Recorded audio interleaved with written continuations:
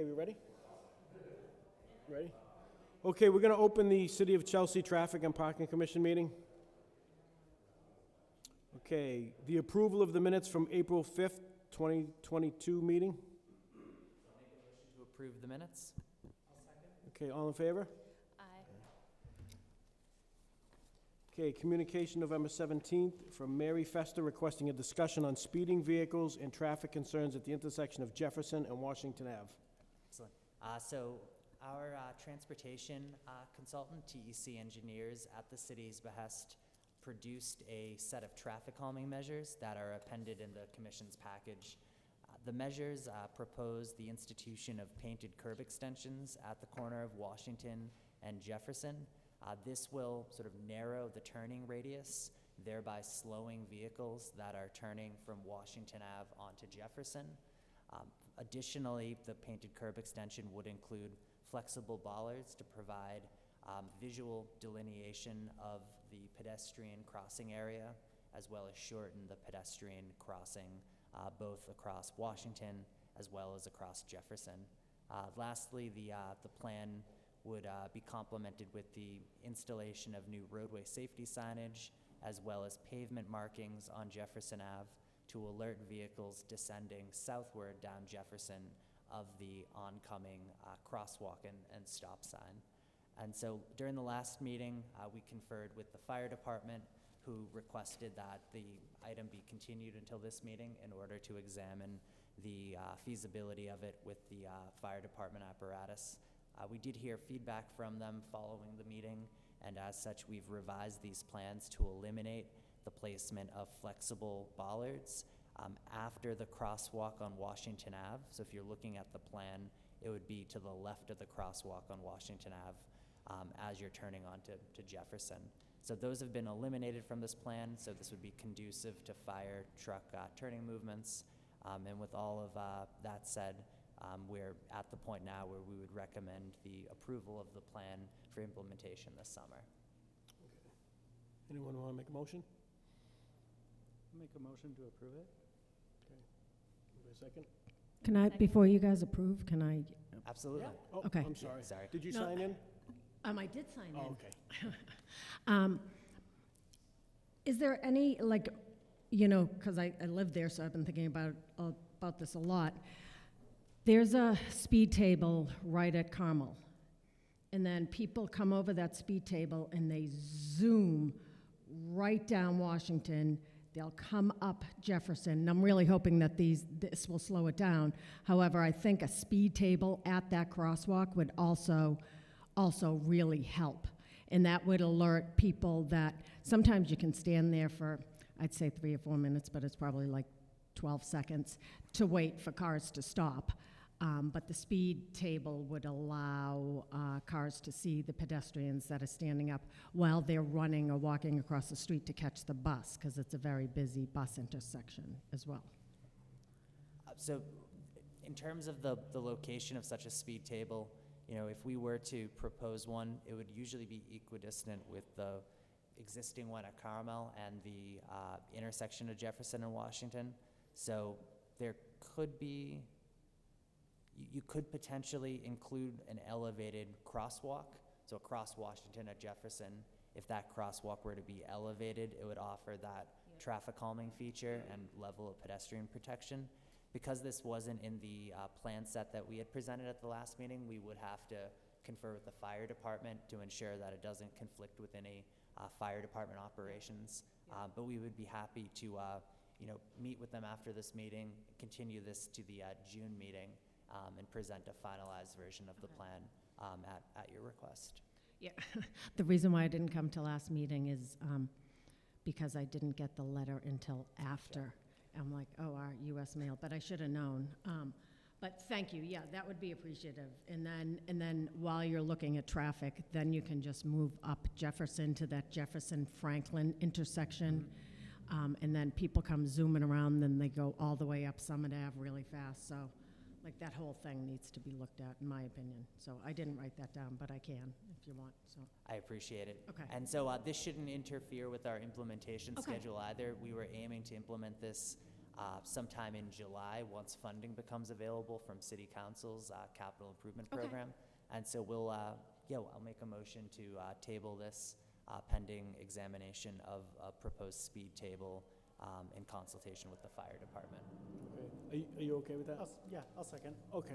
Okay. All in favor? All right. Thank you so much. Thank you. Appreciate it. Okay, communication January 13th from Ronnie Gobin, 30 Summit Ave, requesting a discussion on traffic issues around the Soldiers' Home on Summit Ave. Yeah, please.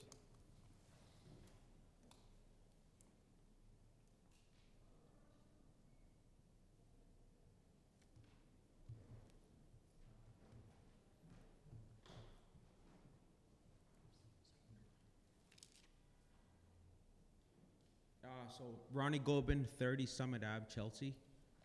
I've been here multiple times because I'm very concerned about the speeding going on Summit Ave. And I spoke with Alex before, and I was really hoping to get some sort of like a speed table on Summit Ave, but Alex said it's not feasible at this time because cars are speeding, and he can elaborate some more on it.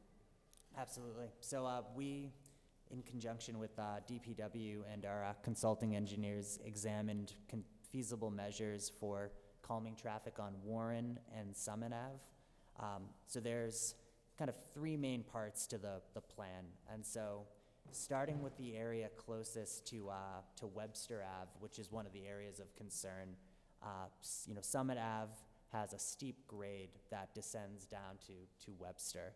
And so at this location, between Webster and Prescott, our team has recommended a series of painted curb extensions and pavement markings coupled with signage and a speed radar sign to slow traffic.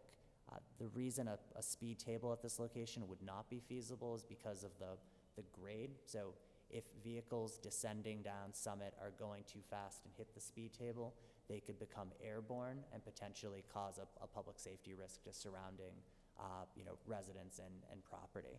And so the engineers' sort of recommendations were an approach of pavement markings, signage, and a radar sign at this location.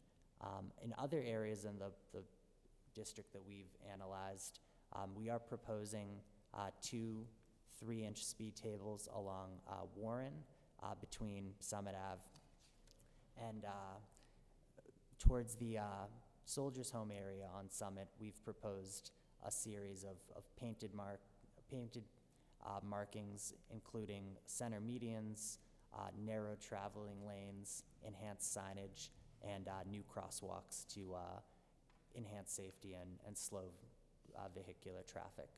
So that's kind of the general program, but as Ronnie's indicating, a speed table on that steep hill descending down to Webster was not feasible because of the public safety issues. Okay, thank you.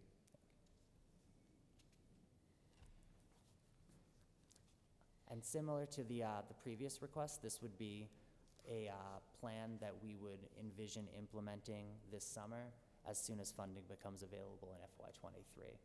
We've developed a cost estimate and have confirmed that there is adequate budget to institute the pavement marking scheme and signage program on Summit and Warren this summer. Okay. Anyone want to make a motion? I'll make a motion to approve it. Okay. Anybody second? Second. Okay, all in favor? Aye. Okay, communication February 23rd from Mary Davis, Chelsea LLC, requesting the review and approval of the construction management plan related to the demolition and ground-up construction project of the Innis Apartments redevelopment.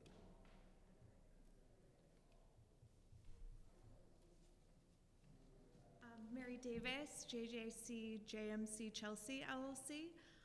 So last time we met, the fire department raised concerns about the site fencing along Watts and our proposal of relocating the parking of Watts from the south side to the north side. So between the last hearing and this hearing, we met with the Chelsea Fire Department and recognized that, yes, that would narrow the road and would pose a safety concern with getting their vehicles down the road as well as the apparatus that they use. And so in recognizing this, we relooked at the parking along Watts, and so there will be a loss of 24 parking spaces for the duration of the project. To mitigate this impact to the Watts residents, we propose that once the parking garage, which is labeled Building C, is delivered in December 2023, Watts residents will be allowed to use our secured parking from the delivery of that garage to the end of the project. So they'll be given a transponder and a sticker program and be able to have access to this garage for the period of once it's delivered to the end of the project. So there will still be a 15-month period where these spaces are lost, but we hope that the mitigation of being able to provide about 2 years of secured garage parking will help kind of alleviate the impact to those residents. And so, you know, we looked into that as a mitigation, and then also, you know, there is still parking along Central in front of the existing precast parking garage, though, you know, that is metered parking, but at night it does serve the neighborhood. And, you know, to the last point that we brought up was that with the residents being relocated during this period, visitors of the Chelsea Innes apartments or the residents themselves are no longer using those spaces on Watts as well. So, but we're hoping that the use of the garage will be acceptable to the commission as a mitigation for the impact to the residents along Watts. So what happened on Watt Street with the fence? Do you mean? Are we moving it at the end of the day? Is it completely moved back? Is it permanent, temporary? No, well, it is not a driven fence. It is a movable fence.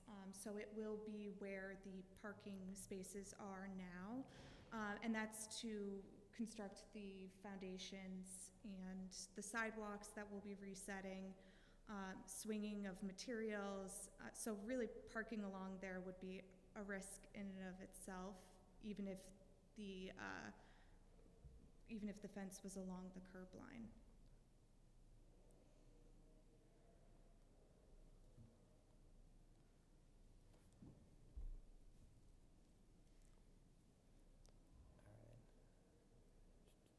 I can scroll and give you guys a full picture of the residential building.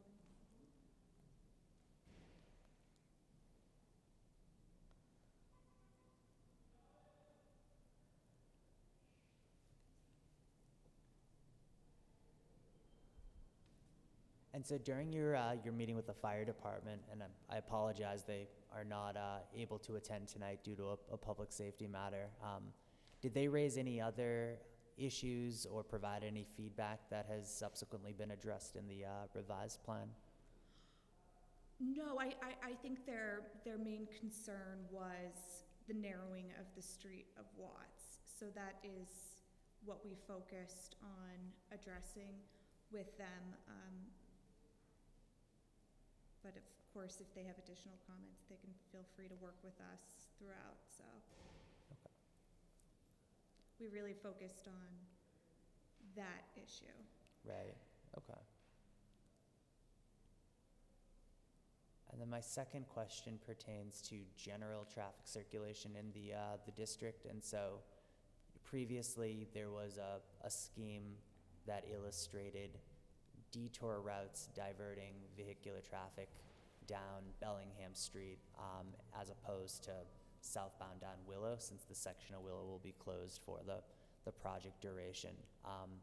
Could you help us just understand the proposed treatment for Willow Street under that detour scheme? Like, if I'm a driver that is coming up of Bellingham, or if I'm coming down one of the parallel side streets, am I able to turn onto Willow to go to my home that's local access, or try to cut through, or will there be kind of detour signage and the like Yes, preventing passage? sorry. Yes, so there will be detour signage, obviously, before, is it Chester? So Chester is a one-way and Watts is a one-way. So that's why we were thinking of directing traffic down Bellingham, and then there is also the left turn before Chester. And I don't have the map in front of me, unfortunately. But we will utilize detour signage, and then obviously we will have, while Willow is being shut down during the day, which is just during the construction day period, we will be using police details. So if there's residents who live in the area, of course, they'll be able to get through and navigate to their homes. But we would take any recommendations that the city would have for the rerouting of traffic, and I think working together to come up with what the messaging on those signs should say will be an important piece of this. Great, I appreciate it. I think the one recommendation regarding the potential stationing of police details will be, when you're at the intersection of Willow Street and Bellingham Street, signage is only as effective as it can be. So there may be errant vehicles that travel inadvertently down Willow Street and come into the project area where Willow Street between Watts and Central is closed, Watts is closed, and you may have a concentration of vehicles, backing up, attempting to maneuver out. So it may be worth exploring stationing police details northward to prevent that type of sort of traffic that inadvertently makes its way south down Watts Street. But I would defer to the police department on sort of the appropriate assignment of officers in the area. I think the second issue I'd raise, it's less of a question, is that in parallel with this project, the city will be undertaking utility and roadway reconstruction on Central Ave, as well as Watts Street and this section of Willow Street.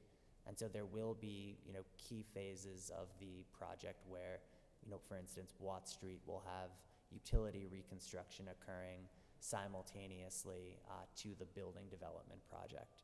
And so the usage of Watts Street is right now proposed to remain open under this plan, but it will be intermittently closed because of those utility reconstruction activities. Central Ave, alternatively, may be able to remain open with alternating traffic flow. That's what the traffic management plan calls for presently. However, on a day-to-day basis, depending on traffic conditions, the police details on site may opt to temporarily close Central Ave during sensitive portions of the utility project, particularly as it relates to utilities that are near the center of the roadway layout. So again, I wanted to share that more as information. We're synchronizing the two projects as closely as possible in order to minimize impacts to abutters and general public that travel through this area. I had a thought, or just speaking freely. I think we mentioned, Alex, maybe reverse direction Watts. I forget, what was the counter argument to that? Part of it was the turning movement at Watts and Highland, but I think the main unknown right now is when the water sewer drain is reconstructed on Watts, how long will Watts remain temporarily closed during the day? And so if it's closed because of utility reconstruction, it couldn't act as an alternate route, which makes it somewhat tricky. Okay. I wasn't thinking about the utility project.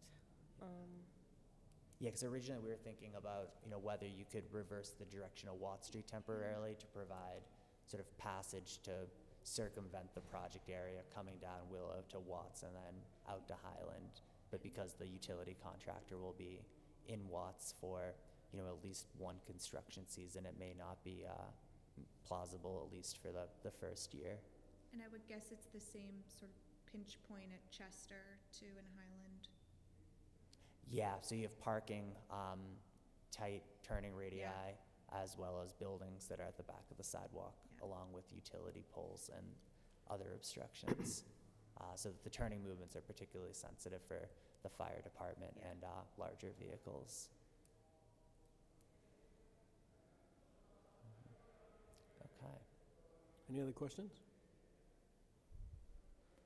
Anyone want to make a motion?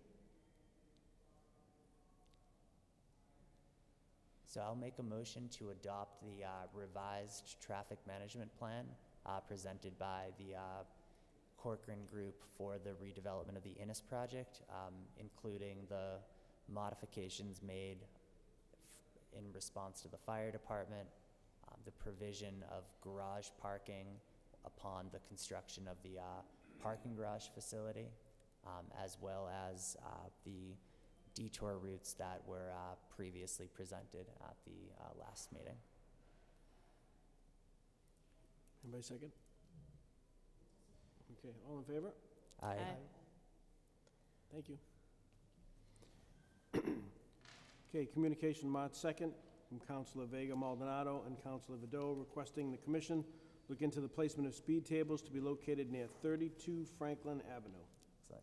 So this request is undergoing an assessment by our transportation planning and engineering team currently. We should be able to report out on recommendations for speed tables as well as other traffic calming devices that could complement speed tables at the next meeting.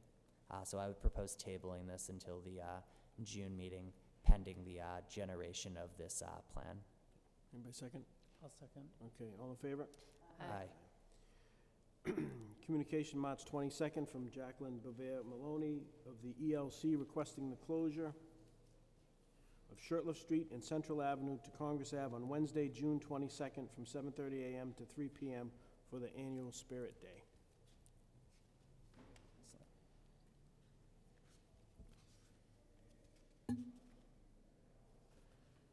Just pull this up. Was it last time it was discussed that they thought we were gonna get more information about the school buses and the pickups and everything? Yeah, I have not received anything yet. I can follow up after this meeting.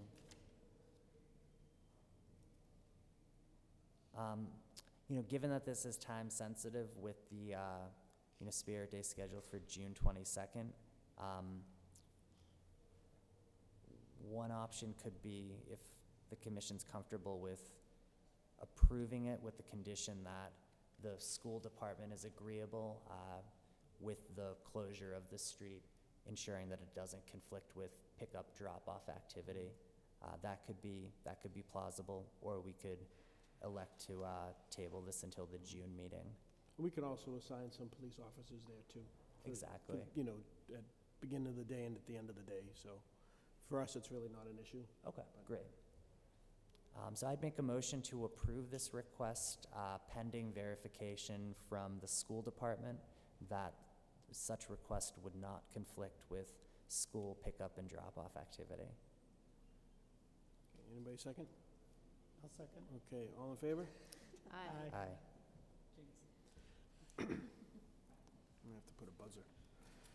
Communication March 24th from Councilor Recupero and Councilor Lopez requesting the commission look into accepting all driver's license regardless of origin of vehicles registered in the city of Chelsea to obtain residential stickers and refer to parking clerk for explanation. They were satisfied with my response, and so there's no vote needed here. Okay. So no action required. Thanks, Jeanette. Thank you. Communication March 28th from Santa Rodriguez Delgado requesting a no parking on this side sign at 25 Cottage Street. No response to any of my communications.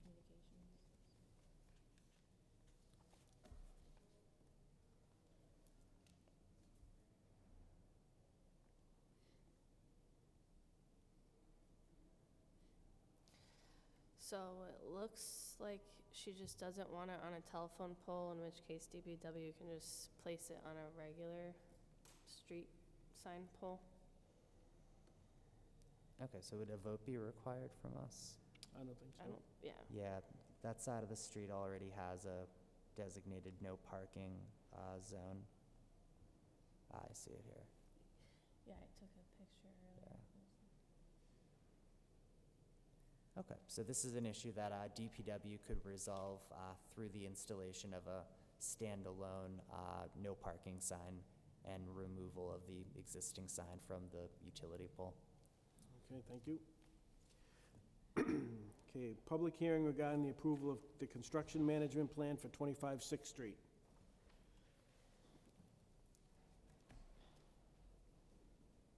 Hi, I'm Peter Roach with AI General Contracting, here to present for the public hearing, assisted by Ryan Smolka from Niche Engineering. So we have essentially the same plan that we presented last time, but I'll run through it pretty repetitive because we are seeking approval and for anyone that's here remotely. So just a quick summary of the project. We're here on behalf of the neighborhood developers, local Chelsea organization focused on affordable housing. The project itself is 5 floors, about 71,000 gross square feet, 62 units, 6 of which will be condos or townhomes for ownership, and 56 rental apartments.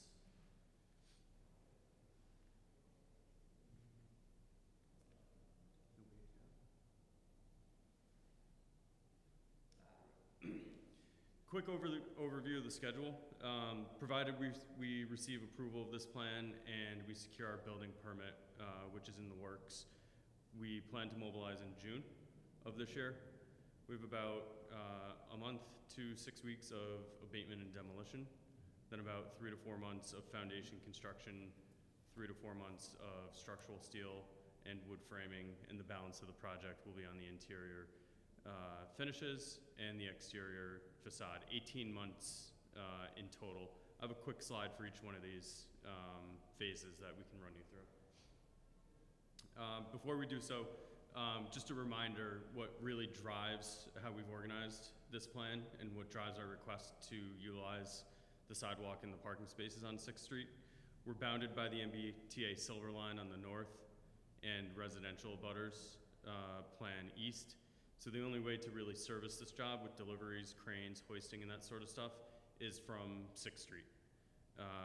We investigated and determined it to be infeasible to provide a tower crane for the project because of the high voltage Eversource transmission lines. There's 115 kVA lines that would prevent us from putting a crane inside the building. So for that reason, we're seeking approval to utilize 6th Street. If you can go to the next slide. Phase 1, just to refresh everybody, and of course my battery's dead. The first thing that we'll do is we're gonna close the sidewalk on the Silver Line Way, bump it out into the Silver Line Way, protect it with barriers, and we'll establish the site on the other 3 sides of the project, abate the building, demolish the building, and prep the site for the foundation work. This will be about 6 weeks in total in this phase. At the completion of this phase, we remove the barriers from the Silver Line Way because we're restricting bus flow there, so we want to get them out of there as quickly as possible. And we'll pull the site fence back to the site property line and reopen the sidewalk on the Silver Line Way. This phase is for excavation and foundation. At this point, we'll be fully contained within the site fencing that we established in the prior phase. And again, this will be about 3 to 4 months of deep foundations, site excavation, and concrete construction. Each of these phases, this plan will look very similar. Really the only difference is the type of work going on. So Brian, you don't mind going to the next. Steel and frame. It's a 1-floor steel and concrete podium with wood framing for the floors on top of that. It will be erected from a crane that sits partially on the sidewalk and partially in the lane that we take the parking spots on 6th Street. When we sit the crane inside that area, it restricts our drive-through. from one end to the other of the job site. So we would place a police detail at the easternmost end and back the trucks down in so that the crane can service the trucks from there. And again, this is about a 3 to 4 month time frame for this phase of the project. And then the final phase, it's 2 phases actually, 4 and 5, but just for the purpose of efficiency for this presentation, we combine them. I failed to mention in the prior phase, we have erected overhead protection on the sidewalk on Silver Line Way. When we're in the concrete and foundation phase, we're working at grade. When that's complete and we start to go vertical, we'll have scaffolding with overhead protection and lighting, ADA compliant. It's been approved by the MBTA as well, but we'll place that along the sidewalk on Silver Line Way. And finally, one more slide, Brian, please. That's it. It's not coming up. I did include a slide for the truck routes going to and from the project. If you recall, we had revised this plan from our first proposal to incorporate some comments from DPW and the fire department in terms of what exits we're proposing to use off of Route 1 and how we're proposing to get back onto Route 1. So that was previously presented as well. My apologies that the slide isn't there. So any questions?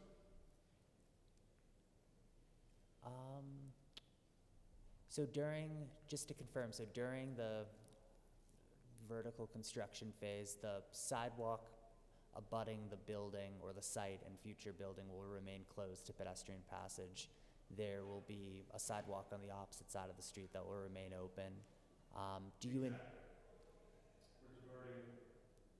pedestrians to the other side with signage, and we're putting a temporary crosswalk on the opposite boundary of the site so that they can return to that side of 6th Street. And that temporary crosswalk, I presume, will have an ADA ramp. Yes. Excellent. Okay.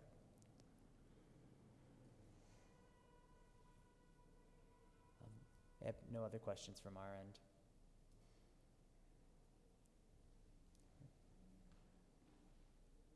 No other questions? Anyone want to make a motion? All right. I'll make a motion to approve the plan as illustrated for the 25 6th Street project. Okay, anybody second? I'll second. Okay, all in favor? Aye. Thank you for your time. Great. Thank you. Have a good night. Okay, handicap sign application April 4th from Madeline Pagan of 34 Maverick Street.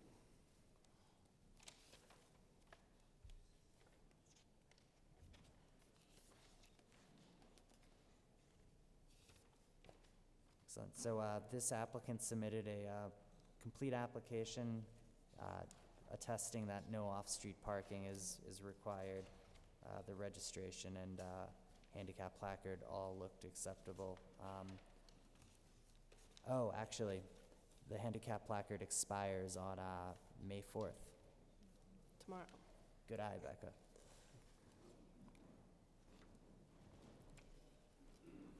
So would it be possible to table this, follow up with the applicant for a new placard?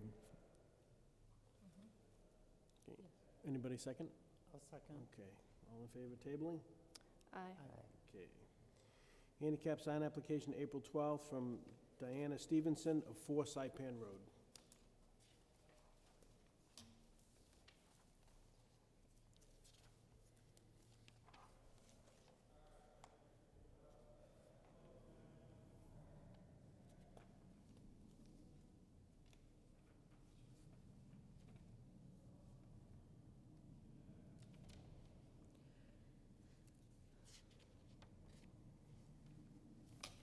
So this is a resident of the Chelsea Housing Authority that's seeking a handicap space. There is off-street parking available on a first-come, first-served basis. That's around 70, 75 yards from the unit.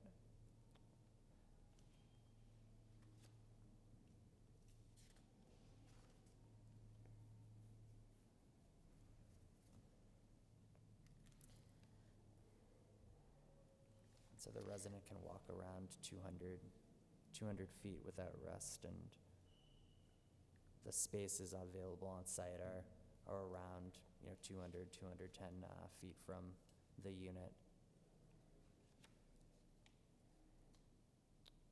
Do we have any other spaces on Saipan Road that we know of? No?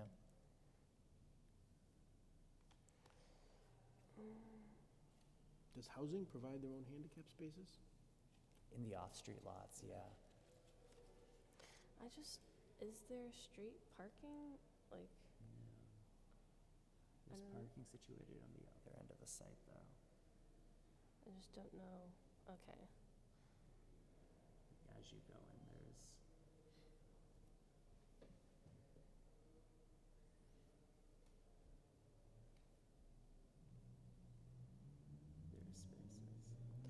So we would provide it at the off-street. at that off-street Okay. lot, right? But that may be under the control of the housing authority. So I'd propose tabling this. We can consult with the housing authority to see if they could install a handicap space in the sort of off-street lot that's situated near the unit. There isn't any on-street space available adjacent to this unit due to the width of the road. And then we would report back to the commission at the next meeting. Okay, anybody second? Okay, all in favor? Aye. Okay. Communication April 14th from Councillor Garcia regarding the placement of a stop sign on the corner of Parker Street and Clark Avenue in Kerryav and Clark Ave.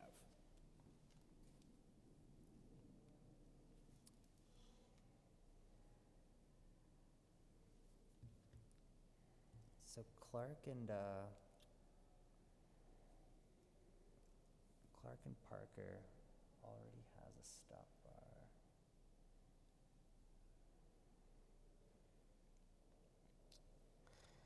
I think they're talking about Clark.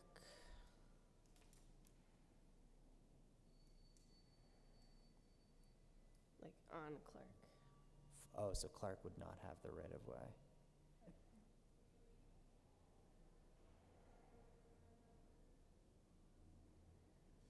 I will say, I live in the neighborhood and a four-way stop would be great.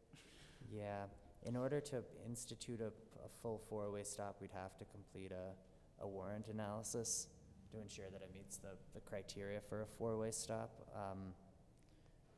Right now there's a two-way stop with, Clark having the right-of-way here.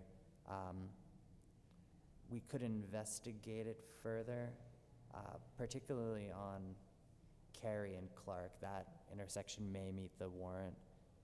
Parker and Clark, it's unclear. So we can confer with our engineers and follow up with the commission at the next meeting on what the results of the analysis are.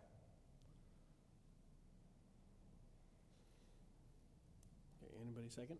I'll second. Okay, all in favor? Aye. Aye. Okay. Communication of April 28th from Christina de la Rosa regarding the pedestrian safety concern at the intersection of Broadway and Everett Avenue.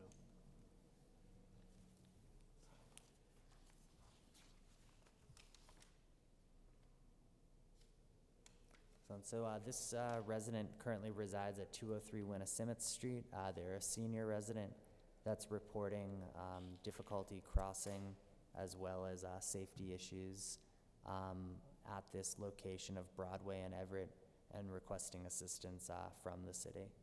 So this intersection is part of the larger downtown Broadway infrastructure improvement project. So presently it's undergoing design. The goal is to institute traffic signals at this intersection that control both Broadway, 3rd and Congress, as well as Broadway, Everett, and Cross. The city, about a year and a half ago, added curb extensions at this location and a pedestrian safety device to facilitate crossing. And so there may, short of installing new signals, not be any feasible interim measures. When we examined this location, we determined that until the traffic signals are installed, there's really not much more that the city can do, since we've already deployed the other measures like the curb extensions and the this pedestrian actuated signage that allows for the blinking lights when the pedestrians cross. Alex, just for the record, do you know when they're planning on installing the traffic lights there? So we're aiming to commence the utility phase of the project in 2023. That would then segue into the surface reconstruction phase in 2025. So we're still a number of years away from having operable traffic lights at that location.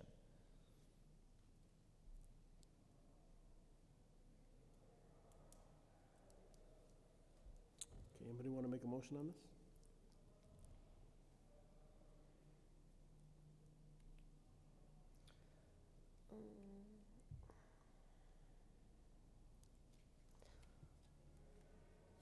Well, I'd motion to close it since this is already in the plan for the, I mean, it's not an immediate future, but it is in the plan for the future. So I'd say it's closed. I don't. Yeah, I'll second that. Okay. Okay, all in favor? Aye. Aye. Okay, thank you.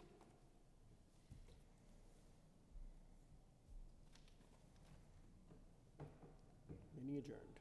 Great, thank you.